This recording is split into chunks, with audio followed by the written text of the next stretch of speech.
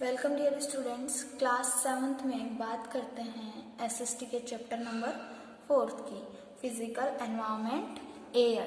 Air के बारे में हम पढ़ेंगे। देखिए स्टूडेंट, हमारा एनवायरनमेंट एटमॉस्फेयर के स्ट्रक्चर्स क्या होते हैं, कितने पार्ट्स होते हैं, एटमॉस्फेयर के कंपोजिशन क्या होता है, कितने कितने परसेंटेज में एयर मिक्सचर होती है, तो कितने कितने परसेंटेज का मिक्सचर होता है, कौन सी गैसेस का, ये हम इसमें देखेंगे। तो देखिए स्टार्ट करते हैं।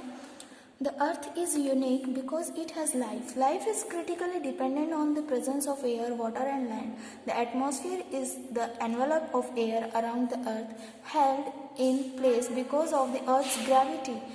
It contains many gases. The atmosphere extends from the surface of the earth to a height of approximately 1600 km, where it merges into space. देखिए ये हम फर्स्ट पैराग्राफ हमें क्या बताना चाह रहा है एटमॉस्फेयर का, वो देखेंगे। तो फर्स्ट पैराग्राफ में हमें बताया गया है कि हमने बहुत सारे प्लैनेट्स के बारे में पढ़ा है, मार्स, जुपिटर, विनस, मरकरी वगैरह एक्सेट्रा, बहुत सारे हैं। उनमें से हमारा एक प्लैनेट है अर्थ। जो अर्थ प्लैनेट है वो सबसे यूनिक है, सबसे अलग है। और वो अलग क्यों है? बिकॉज इन सभी प्लैनेट्स पे लाइफ एग्जिस्ट नहीं करती, बट अर्थ पे लाइफ एग्जिस्ट करती है। क्यों? क्योंकि हमें पता है लाइफ एग्जिस्ट क्यों कब करेगी, जब वहाँ पे एयर, वाटर और लैंड की प्रेजेंस हो। तो हमारे अर्थ पे तीनों चीज़ों की ही प्रेजेंस है। देखा जाए तो एटमॉस्फेयर जो है एक एयर का लिफाफा है हमारे, और ये एटमॉस्फेयर एयर अर्थ के चारों तरफ क्यों एग्जिस्ट कर रहा है? Because of force of gravity. आगे देखिए हमारे एटमॉस्फेयर में बहुत सारे मिक्सचर हैं, गैसेस के मिक्सचर हैं, जो सरफेस से, हमारे earth surface say about 1600 kilometre तक हाइट में है। ये किलोमीटर इतने तक एटमॉस्फेयर है। इससे आगे हमें स्पेस मिल जाएगा, अंतरिक्ष मिल जाएगा। आगे देखिए importance of the atmosphere. Atmosphere की क्या इम्पोर्टेंस है? The atmosphere is vital for life on the earth. It helps in sustaining life in various ways. The atmosphere acts as a blanket by trapping terrestrial radiation and keeping the earth warm. So it ensures that there is the correct amount of heat required for life to exist. If it were not for the protective covering of the atmosphere, all the life forms on earth would have been either burned during the day or frozen to death during the night.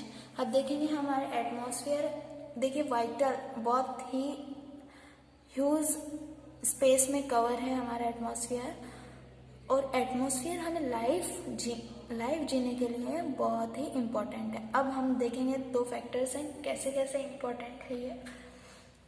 Atmosphere जो है हमारे अर्थ के चारों तरफ एक चादर की तरह फैला हुआ है स्टूडेंट। वो चादर जो एटमॉस्फेयर है हमें सन से आने वाले हार्मफुल कुछ रेडिएशन से बचाता है। देखिए, और ये एटमॉस्फेयर ही है जो हमारे अर्थ पे एकदम सही क्वांटिटी में यहाँ पे सनलाइट आने देता है, जिससे ना ज़्यादा गर्मी और ना ज़्यादा ठंड होती है। अगर मान लो एटमॉस्फेयर ना हो तो सन की डायरेक्ट रेज हमारे अर्थ पे आएंगी और कंडीशन ऐसी हो जाएगी कि दिन के समय में इतनी गर्मी होगी कि इंसान जल जाएंगे, और रात के समय में इतनी ठंड होगी कि एनिमल्स जम जाएंगे। आगे देखिए, while the atmosphere permits incoming solar radiation to enter the biosphere, it blocks harmful rays including most ultraviolet rays.